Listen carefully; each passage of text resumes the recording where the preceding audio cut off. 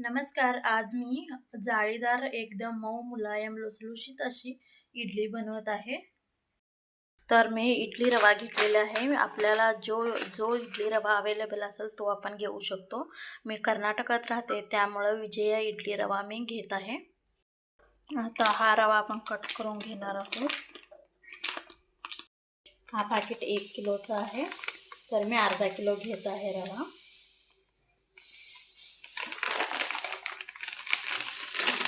हे पहा. आता हा रवा आपण भिजवून घ्यायचा आहे. आता मी उडदाची डाळ घेतलेली आहे, तर आपल्याला उडदाची डाळ स्वच्छ धुवून घ्यायची आहे. ह्या रीतीने स्वच्छ धुवून घ्यायचे आहे. धुवून हे पाणी ओतून दुसरं पाणी घालायचं आहे. आता आपला रवाही त्याच पद्धतीने धुवून घ्यायचा आहे. धुवून ह्यातलं पाणी नितळून हे पहा, पाणी कमी पडते. अजून थोडं मी पाणी घेत आहे. हे पहा, मी रवा सगळा धुवून पाणी नितळवून घेतलेलं आहे. तर मी रवा भिजेल एवढंच असं पाणी घातलेलं आहे. तर आपल्याला हे रवा एक 4 ते 5 ठेवून द्यायचं आहे. आणि आपण भिजत ठेवलेले उडदाची डाळही 4 ते 5 ठेवून द्यायचं आहे. आता ह्याच्यावर झाकण ठेवून मी ठेवून देत आहे. असं झाकून ठेवायचं आहे. एक 4 ते 5 तास ठेवायचं आहे.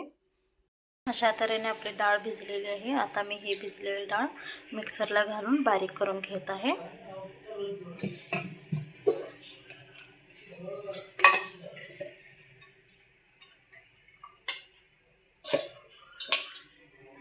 हे पूर्ण एकदम गंधसारखं झालं पाहिजे.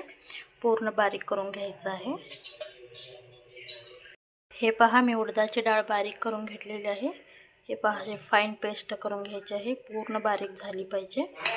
चला, तर आपला रवा पण भिजलेला आहे. हे पहा, रवा पण पूर्णपणे भिजलेला आहे.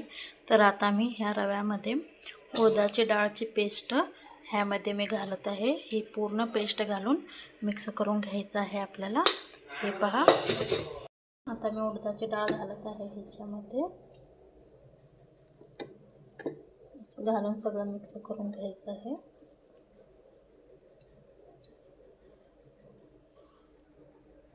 हे पहा, मी उडदाची डाळ घालून सगळं असं मिक्स करून घेत आहे. पूर्ण मिक्स झाली पाहिजे हे. आता मी ह्यात एक थोडंसं सोडा घालत आहे. हे पहा, मी एवढं घालत आहे. तुम्ही तुमच्या अंदाजानुसार घालू शकता. मीठ आता घालायचं नाही आहे. मीठ सकाळी घालून घ्यायचं आहे आपल्याला. आपण ज्यावेळी इडली करायला घेतो त्यावेळेस चवीनुसार मीठ घालायचं आहे. मी सोडा घातलेला आहे. तर आता मी आणि मिक्स करून घेते. हे पहा, मिक्स झालेलं आहे. तर मी आता हे झाकून ठेवत आहे. आता सकाळपर्यंत झाकून ठेवत आहे. सकाळचे 6:30 वाजलेले आहेत. तर हे आपलं इडलीचं बेटर बघूया आपण. हे पहा, किती फुललेलं आहे. हे पहा, इडली बेटर आपला रेडी आहे. तर आपण आता इडली करायला घेऊया. हे पहा,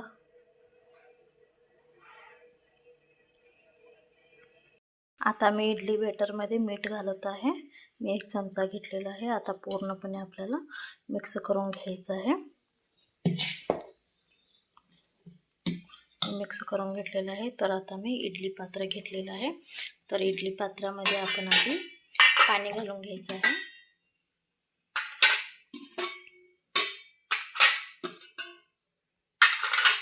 हे पहा, मी इडली पात्रामध्ये अर्ध पाणी घालून घेत आहे.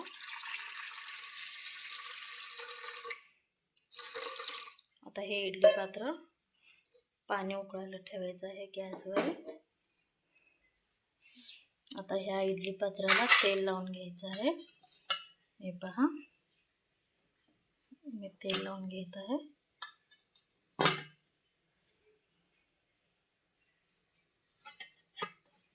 असं तेल लावून घ्यायचं आहे.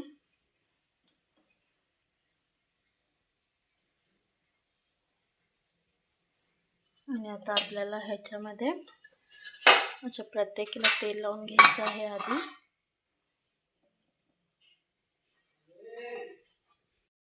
आता आपल्याला हे मिक्स केलेलं बेटर थोडं थोडं ह्याच्यामध्ये असं घालायचं आहे. खूप नाही घालायचं, थोडं थोडं घालायचं आहे. कारण हे इडली फुलतात, फुलून मग पात्राच्या बाहेर येतात, त्यामुळे मी थोडं थोडं घालत आहे. हे पहा, अशाच रीतीने चारी ह्याच्यामध्ये घालायचं. हे पहा, अशा पात्रामध्ये ठेवून द्यायचं. हे बघा, अशा तऱ्हेने मी प्रत्येकी ठेवत आहे. तर आपल्याला हे खाली इडली आहे तर बरोबर होल त्या इडली वर यायला पाहिजे, असं ऑपोजिट ठेवायचं आहे, जेणेकरून वाफ प्रत्येक इडलीसाठी लागेल. आता मी ह्याचं टोपण झाकत आहे.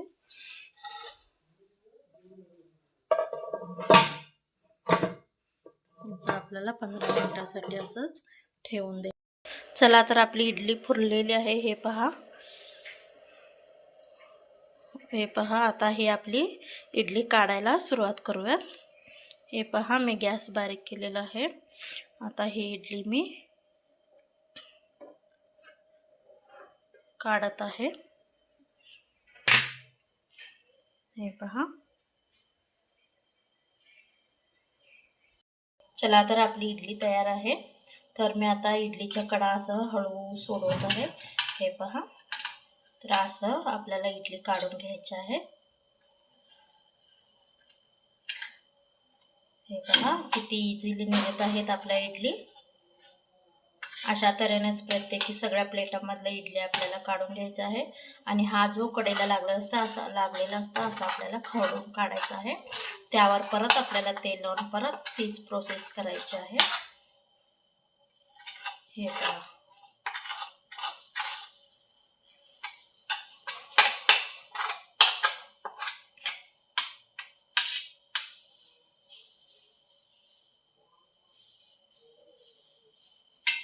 अशा तऱ्हेने इडली झालेली आहे आपली. हे पहा, एकदम स्पंज सारखी झालेली आहे.